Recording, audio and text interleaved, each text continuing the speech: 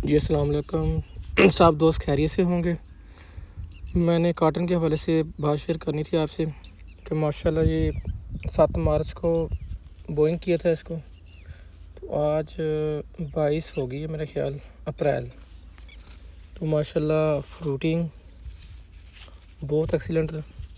BS 315 super जो उसकी variety है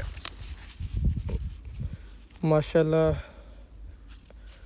रिज़ल्ट वाइज अच्छा है। माशाल्लाह इसका प्लाट है, माशाल्लाह ये ओवरऑल ठीक है माशाल्लाह। अभी इसको कोई फर्टिलाइज़र नहीं दी, बिल्कुल भी सिंपली पानी लगा रहे हैं। तो दुआ करें अल्लाह खैर करे, अल्लाह ताला इसमें बरकत दे, अल्लाह ताला ज़िम्मेदारों की आसानियाँ पैदा करे, अल्लाह ताला हर मुश्किलात से आसानी पैदा करे, अल्लाह ताला हर मुसलमान को कामयाब करे। अल्लाह हाफिज़।